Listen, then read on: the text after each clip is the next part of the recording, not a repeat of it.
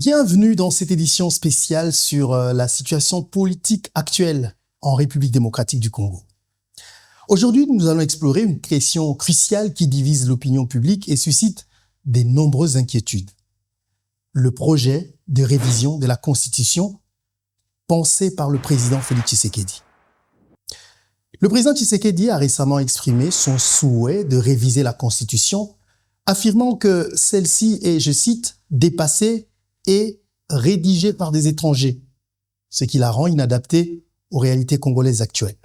Likambo ya révision to ya changement ya constitution. Likambo wana ebangisa bino te bana mboka. Constitution na biso ezali malamu te. Constitution na biso ezali kosenga bana mboka o bazali na mayele bafandela yango bakoka kotala likambo wana. Me banguna na biso lokola bayebi ke ngai na telemeli bango balingi ba profite na nzela wana bakosa bana Kongo. Likambo oyo ya bamanda o ezali na constitution oyo elobi ke manda ezabe mibale soko sali moko peuple congolais apesio ya mibale osali abu pia. Likambo wana pona ko changer yango esengeli kaka peuple congolais ye moko o abetelaki yango sete. Ezali likambo ya président de la république te. Kasi président de la république azali garant ya bon fonctionnement ya mboka. Tango azali komona ke makambo misusu oyo esengeli ye atala oyo ya peuple te lokola ya bamanda. Me oyo ye asengeli atala. Tango azali komona ke makambo wana eza kotambola malamu te. Me esengeli ye abenga bana mboka misusu atala ndenge nini bakoki kotia mayele na bango kwete bakende noki makambo ebonga. Botala lokwa ndakisa ya likambo oyo ya gouvernement.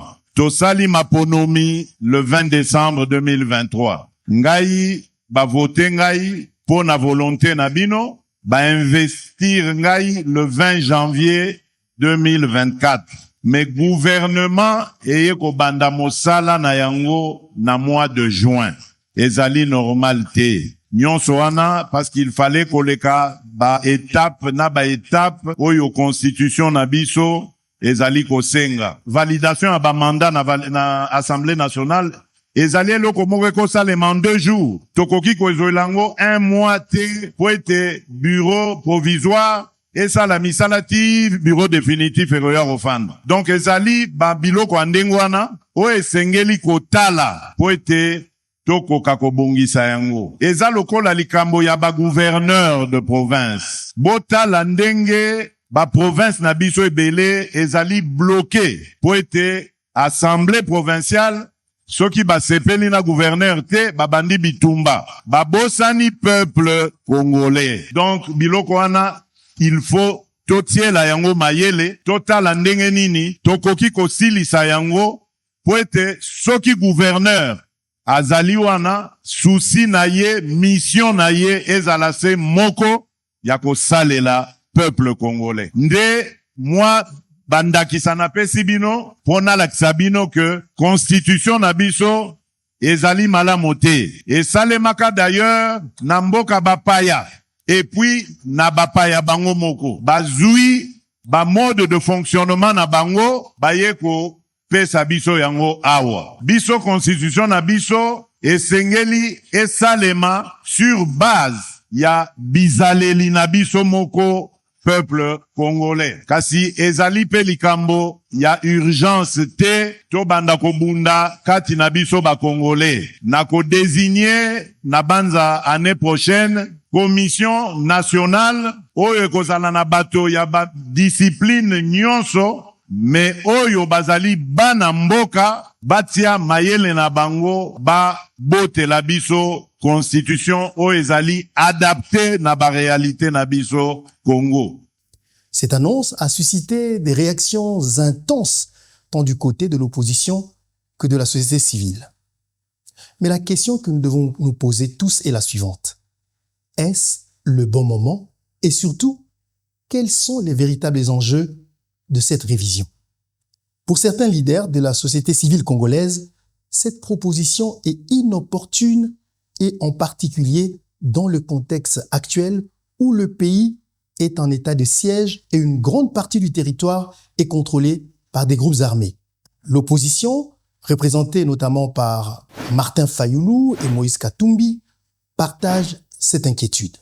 Monsieur Félix Tshisekedi joue avec le feu. La Constitution de la République n'empêche personne de travailler. Alors, j'ai l'impression que les 6 ans qu'il vient de passer, quand il a usurpé le pouvoir du peuple congolais, et ces 6 ans, il n'a absolument rien fait. Pendant les 6 ans de Tshisekedi, il a livré le pays entre les mains de Monsieur Kagame. Aujourd'hui, plus de 115 localités du Congo sont entre les mains du Rwanda, gérées par le Rwanda. Qu'est-ce qu'il fait? Est-ce que la Constitution l'a empêché de recouvrer nos territoires? Est-ce que la Constitution l'a empêché de gérer le pays correctement? Est-ce que c'est la Constitution qui lui demande de voyager comme il l'entend et de faire des dépenses inutiles sur le dos de l'État? Est-ce que c'est la Constitution qui permet à son gouvernement de dépenser l'argent sans compter? C'est la Constitution qui permet de payer les députés plus de 21 000 $ et les présidents de chambre de sommes que personne ne contrôle? C'est la Constitution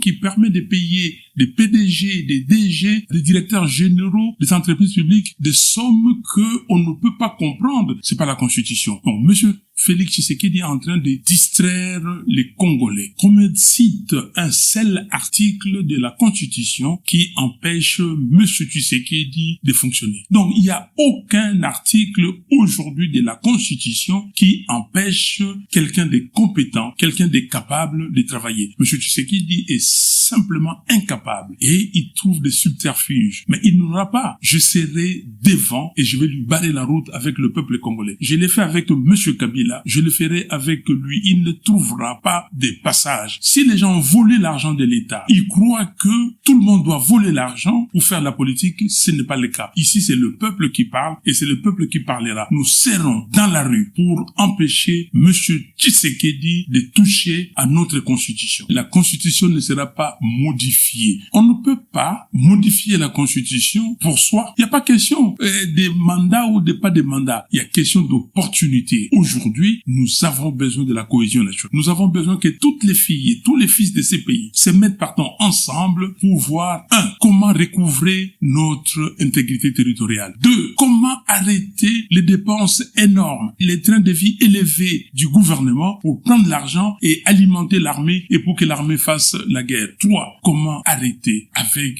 les violations systématiques des droits humains qu'on observe ici. Et 4, comment se mettre d'accord sur les réformes institutionnelles qui vont nous amener aux élections transparentes, impartiales, crédibles et apaisées. C'est tout ce qu'on a besoin. On n'a pas besoin de changer la Constitution. Katumbi accuse le projet de révision constitutionnelle d'être un stratagème pour maintenir le président Félix Tshisekedi au pouvoir, allant jusqu'à qualifier cela de trahison envers le peuple congolais.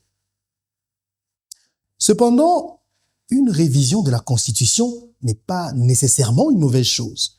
Dans de nombreux pays, des réformes constitutionnelles ont été des vecteurs de progrès significatifs. Prenons l'exemple des États-Unis où la Constitution a été amendée à plusieurs reprises pour répondre aux évolutions de la société comme l'émancipation de l'esclavage ou le droit de vote des femmes. En Afrique, le Sénégal a réussi à réformer sa constitution pour renforcer la stabilité démocratique. Toutefois, l'exemple du Burundi montre également les risques que peuvent poser des révisions controversées qui peuvent conduire à l'instabilité. L'enjeu principal ici est de savoir comment et pourquoi une constitution est modifiée. Le processus doit être transparent, inclusif et viser à améliorer les conditions de tous les citoyens. Le président Tshisekedi affirme qu'il ne souhaite pas s'éterniser au pouvoir et que la décision finale reviendra au peuple. Pourtant, l'accent mis sur les adaptations aux réalités congolaises inquiète certains analystes qui voient dans cette démarche une tentative de coup d'État constitutionnel. Certains politologues rappellent que changer la Constitution revient à toucher au fondement même de notre contrat social, cet accord implicite entre les citoyens et l'État qui détermine la manière dont le pays est gouverné. Toute modification de ce contrat implique que les institutions actuelles qui sont basées sur la Constitution existante pourraient devenir obsolètes. Un changement aussi fondamental ne peut pas se faire à la légère. Un débat national, serein et inclusif est indispensable pour garantir la légitimité du processus. Le gouvernement prévoit la mise en place d'une commission multisectorielle chargée de proposer une nouvelle constitution l'année prochaine. Tina Salama, porte-parole de la présidence, a souligné la volonté de composer une commission de manière représentative pour que le processus soit crédible. Il est crucial que toutes les parties prenantes de la société congolaise y soient impliquées et que les débats soient ouverts et transparents. Cependant, au sein de l'Union sacrée, la situation est complexe. Le silence des alliés de Tshisekedi, tels que Jean-Pierre Bemba, Sama Lukonde et Vital Kamerhe, laisse présager des divisions internes potentielles. Toucher aux articles verrouillés comme ceux sur la durée de nombre de mandats présidentiels est susceptible de provoquer des tensions politiques importantes. Ces articles ne peuvent être modifiés que par référendum et il est légitime de se demander si une consultation populaire est la meilleure option compte tenu de nombreux défis non résolus qui affectent encore le pays. D'autres critiques estiment que la constitution actuelle donne déjà suffisamment de pouvoir au président pour agir. Selon certains experts en sciences politiques, les vrais problèmes de la RDC ne viennent pas d'une constitution inadaptée, mais plutôt de la mauvaise gouvernance, de la corruption et du manque de volonté politique pour s'attaquer aux défis de fond. Pour de nombreux observateurs, le débat sur la révision constitutionnelle pourrait n'être qu'une distraction qui détourne l'attention des enjeux urgents tels que la pacification de l'Est, la lutte contre la pauvreté et l'amélioration des infrastructures de base. Une question clé demeure. Pourquoi cette urgence à changer la Constitution maintenant?